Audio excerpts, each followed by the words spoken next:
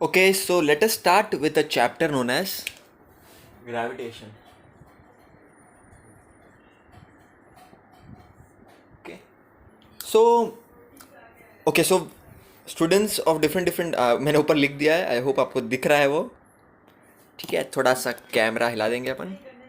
Okay okay. So there are different different students watching it. पहले मैंने क्या किया था, पीछे से स्टार्ट किया था. But this I didn't start first. I started with universal law of gravitation first. लेकिन अलग अलग बच्चे होंगे, यूट्यूब पे भी देखेंगे, मेरे वीडियोस बाकी लोग भी देखेंगे. So I have to tell you certain things like, okay, so you have to understand certain history of it. You will enjoy it for sure.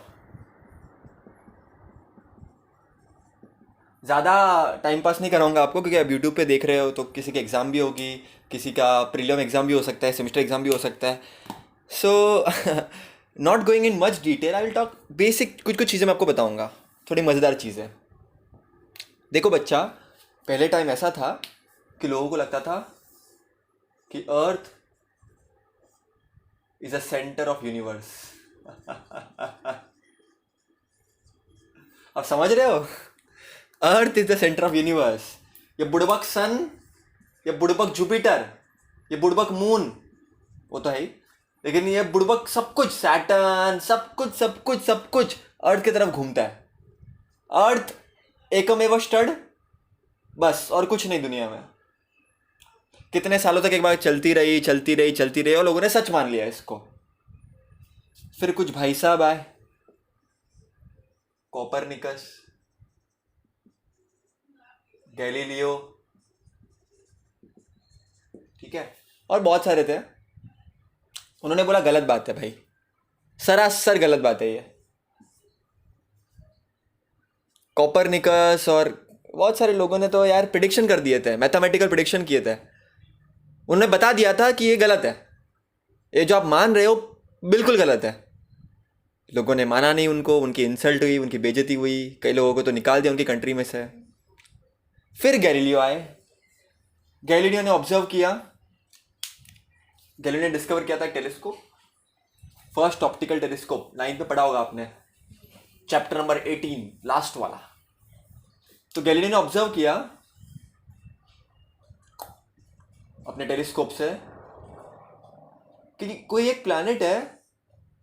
वो प्लैनेट का नाम मैं आपको बताऊंगा, डोंट वरी.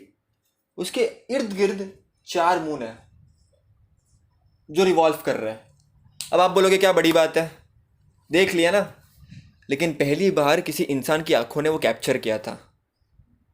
इससे पहले कोपरनिकस और बाकी लोगों ने बताया था कि ये जो अर्थ बीच में है ये थियरी गलत है, लेकिन लोग मानते नहीं थे. लेकिन ये पहला इंसान था जिन्होंने एक्चुअली ये देखा, समझा और सोचा. फिर लोगों को बताना शुरू किया कि भाई कोई तो एक प्लैनेट है, वो प्लैनेट को आज हम बोलते हैं जुपिटर. उस टाइम पे इतना उसका नाम पता नहीं था. अब लोगों को हैरानी होने से ज़्यादा लोगों को दया आई गैलीलियो पे, क्योंकि उस टाइम पे लोगों को बिलीफ थे कुछ. और ट्रस्ट में बच्चा, बिलीफ को हटाना बहुत मुश्किल है. आपने कोई चीज़ सोच ली, मान ली, और वो चीज़ 200-300 साल तक चल रही है, भले वो झूठी क्यों ना हो, आप उसको मानोगे. चलता गया. अब बड़ी बात इसके लिए भी थी क्योंकि अब तक कहा गया था कि अर्थ के इर्द गिर्द चीजें घूमती है, अर्थ ही सब कुछ है. तो पहली बार किसी और प्लैनेट पे कोई और चीजें घूम रही थी. आप समझ रहे हो मेरी बात? एक तो प्लैनेट भी अर्थ की तरफ नहीं घूम रहा था ये, और उस प्लैनेट पे 4-4 मून थे. अब तो अपने को पता है 60 से भी ऊपर है, और भी डिस्कवर हुए हैं, बहुत सारे मून निकले जुपिटर के. लेकिन उस टाइम पे उसके टेलीस्कोप ने उतना डिटेक्ट और डिस्कवर किया था. आंखें खुल गई, कान खड़े के खड़े रह गए, सन्नाटा छा गया. गैलीलियो का किंगडम से निकाला गया. गैलीलियो ने बोला कि तुमको जो करना है करो, मैं अपनी बात से हिलने वाला हूं नहीं. धीरे धीरे धीरे धीरे पता चला कि ये बात बहुत सत्य है, सच है, सत्य है. Truth prevails. सत्य सत्य सत्य, सत्य चलता है बच्चों. और आज अपने को पता है, earth is not the centre of universe, earth is the part of the universe. ठीक है.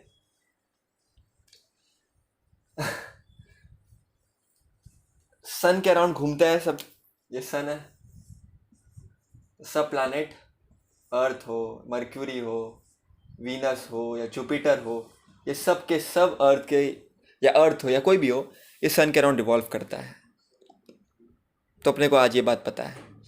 बट उस टाइम पे लोग मानने के लिए तैयार नहीं थे। लोग कह रहे थे कि हम क्यों माने, ये क्या बात कर रहे हो तुम। बट यही तो होता है ना बच्चों, साइंस यही तो है। धीरे धीरे हम डिस्कवर करते हैं, हम रिसर्च करते हैं और हमको पता चलता है। अब बड़ा सवाल आता है, वाई। सन है, उसके अराउंड अर्थ घूम रहा है इतने सालों से, तो क्यों घूम रहा है?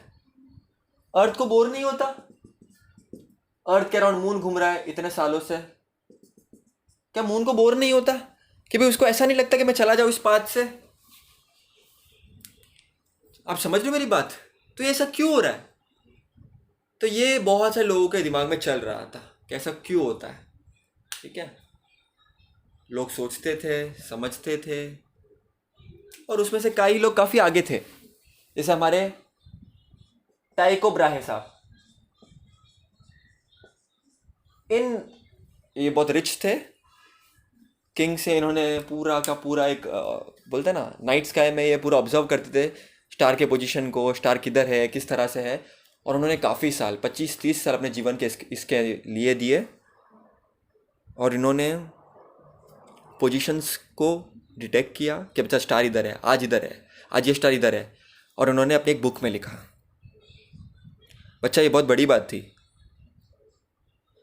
क्यों बड़ी बात थी? क्योंकि उस टाइम पे हमारे पास कोई डिटेक्ट करने के लिए था नहीं, टेलीस्कोप वगैरह नहीं था। तो उन्होंने अपने आप से सब कुछ डिटेक्ट करने की कोशिश की, देखने की कोशिश की कि क्या है भाई ये सब, ये क्यों हो रहा है, किस तरह से हो रहा है। तो उन्होंने अपने कुछ ऑब्जर्वेशंस लिखे। इनके चेले थे केपलर। अब एक बड़ी बात बताता हूं आपको मैं। सडनली क्या हुआ, टाइको ब्राहे की डेथ हो गई। टाइको ब्राहे की क्या हो गई? डेथ हो गई। और उसी की बुक को कई लोग चुराया कहते हैं, कोई लोग कहते हैं कि केपलर को दी गई। अब सत्य क्या है वो तो भगवान जाने।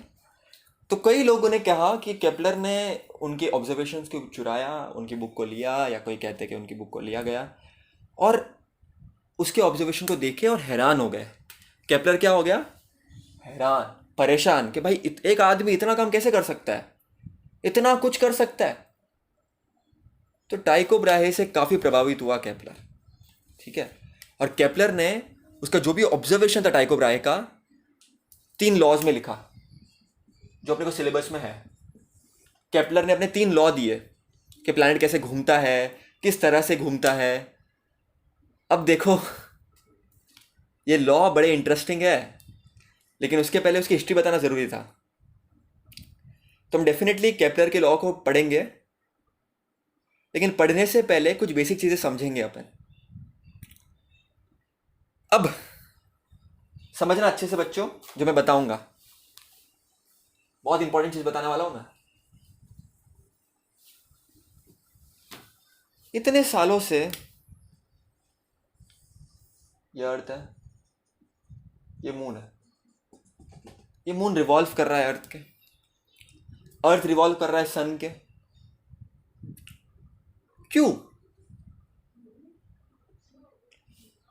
उसकी मर्जी है ये, या कोई प्रकोप है, कोई वरदान है मून को कि तुम अर्थ की तरफ घूमोगे? इतने सालों से सन के इर्द गिर्द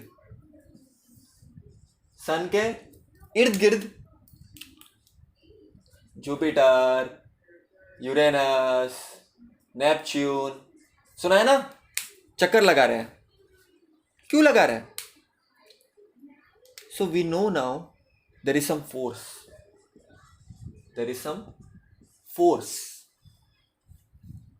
कौन सा फोर्स है? वेरी गुड, आपने गेस कर दिया, ग्रेविटी। अब इसके ऊपर काफ़ी चर्चा कर सकते हैं हम, बहुत सारी चर्चा, लेकिन वो हम सीमित रखेंगे 11th-12th के लिए। जब आप हायर क्लास में इसको पढ़ोगे। बट अभी के लिए मैं आपको इतना बताऊंगा कि ग्रेविटेशनल फोर्स है, ठीक है। अब बच्चा समझने की कोशिश करना। देखो मैं आपको कुछ एग्जांपल्स देता हूं, कुछ एग्जांपल देता हूं मैं आपको। समझो मेरे हाथों में रस्सी है, मैं उसको गोल गोल घुमा रहा हूँ, उसको गोल गोल घुमा रहा हूँ। समझा है इसको? मेरे हाथों में रस्सी है और मैं उसको गोल गोल घुमा रहा हूँ, ठीक है। मैं गोल गोल घुमा रहा हूँ उसको, सर्कुलर पाथ में इसको मैं घुमा रहा हूँ। तो सर्कुलर पाथ में वो क्यों घूम रहा है? क्योंकि मेरा हाथ है, मेरे हाथ के जैसे वो घूम रहा है, वो बात तो आप समझते हो। लेकिन क्यों घूम रहा है सर्कुलर पाथ में वो? उसके बाद एक गाड़ी है, वो चल रही है और वो कर्व पाथ लेती है। आप समझ रहे हो ना, गाड़ी जा रही है और वो अपना कर्व पाथ लेती है। एक उसको इधर मुड़ना है, उसको इधर एक होटल है वहां पर जाना है, तो एक कर्व पाथ वो लेती है। तो यहां पर आप देख सकते हो सर्कुलर पाथ जैसा कुछ दिख रहा है अपने को, बराबर कि नहीं? सर्कुलर पाथ जैसा दिख रहा है अपने को। तो यहाँ पर सर्कुलर मोशन गाड़ी परफॉर्म करती है। पूरा पूरा सर्कल आपको नहीं दिखेगा, लेकिन आपको दिख रहा है पार्ट ऑफ इट। उसके बाद जो मैंने आपका एग्जांपल अभी दिया, अर्थ है, उसके दौरान मून घूमती है सर्कल में, सर्कुलर पाथ में, सर्कुलर ऑर्बिट में, जिसको हम आगे और रिफाइन करेंगे, मॉडिफाई करेंगे, लेकिन घूमती है, चक्कर तो लगाती है। अब क्यों लगाती है? क्योंकि तीनों में एक फोर्स है। जब मैं ये हाथ में रस्सी पकड़ रहा हूं, उसको घोल घुमा रहा हूं, तो मेरे हाथों में there is something called as tension force. क्या बोलते हैं उस फोर्स को हम? Tension force. जब ये गाड़ी घूमती है, यहां पर एक कर्व्ड पाथ लेती है वो सर्कुलर, तो यहां पर एक फोर्स है, उसको हम बोलेंगे फ्रिक्शन फोर्स। क्या बोलेंगे? Friction force. और ये जब मून अर्थ की तरह रिवॉल्व कर रहा है, तो यहां पर एक फोर्स है, इसको हम बोलेंगे ग्रेविटेशनल फोर्स, जो एक्ट कर रहा है।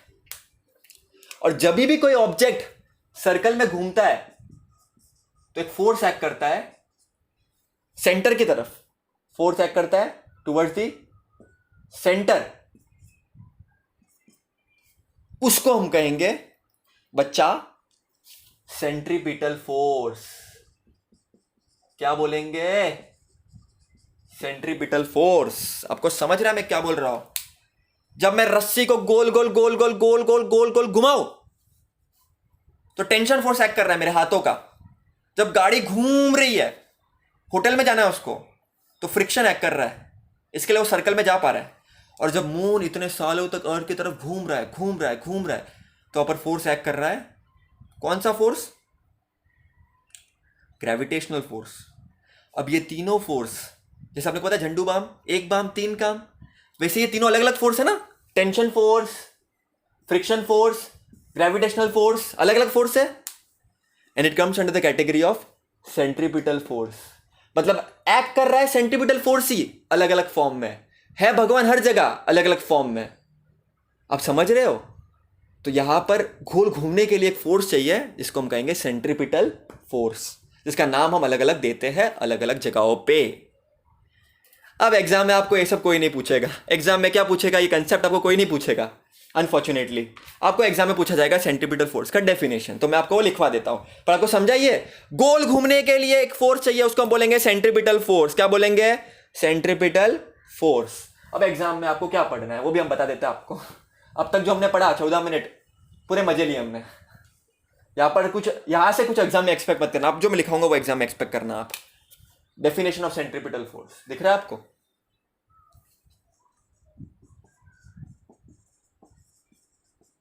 लिखो बेटा। अ फोर्स एक्स, लिख रहा है आपको? On any object moving along a circle and it is directed towards the center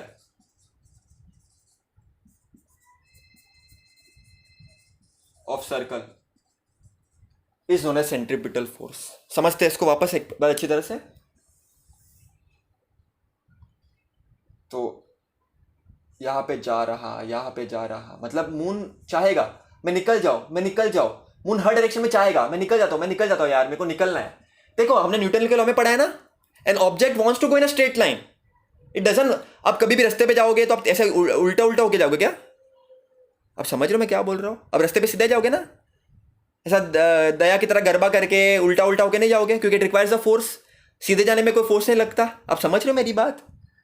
तो हर एक, तो मून, ये अर्थ है, ये मून गोल घूम रहा है, तो मून क्या बोलेगा? मैं चला जाता हूँ यार, मैं चला जाता हूँ। वो हर एक सेकंड पे जाएगा मैं चला जाता हूँ यहाँ से, आई वॉन्ट टू गो। लेकिन वो नहीं जा पाता, क्योंकि सेंटर पे एक फोर्स अट्रैक्ट करता है, एक फोर्स सेंटर की तरफ डायरेक्टेड है, एक फोर्स लग रहा है उस पर।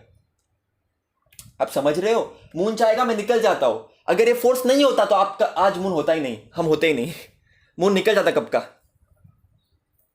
सन है, अर्थ घूम रहा है, क्यों घूम रहा है? क्योंकि ग्रेविटेशनल फोर्स है, ये सेंट्रीपिटल फोर्स है। तो इसके जैसी चीजें टिकी हुई है आज तक, वरना चीजें टिकती नहीं। अब सेंट्रीपिटल का मतलब होता है सेंटर सीकिंग, मतलब सेंटर की तरफ जाना। ठीक है, नोट करना, ऑब्जेक्टिव के लिए इंपॉर्टेंट है। आई होप आपको समझा ही है, डेफिनेशन इंपॉर्टेंट है। बच्चे क्या करते हैं, रट लेते हैं इसको ही। ये लिखाने के लिए कितना टाइम किया मेरे को? 1 मिनट भी नहीं किया। वीडियो कितनी बड़ी बनी है? कंसेप्ट बताने के लिए बच्चों, कंसेप्ट इंपॉर्टेंट है, आप समझो बात को। मून चाहेगा, जैसे न्यूटन का पहला लॉ बोलता है ना, object will go in a straight line, but वो नहीं जा रहा है क्योंकि फोर्स एक्ट कर रहा है इन दोनों के बीच में। ये सेंटर पे ये फोर्स एक्ट कर रहा है सेंटर की तरफ, इसके वजह से वो जा नहीं रहा है। अब बात को समझो बच्चा, इसको हम बोलेंगे सेंट्रीपिटल फोर्स। ठीक है, आई होप आपको समझा अच्छे से। इजी था ना? नेक्स्ट वीडियो में केप्लर के लॉ देखेंगे हम।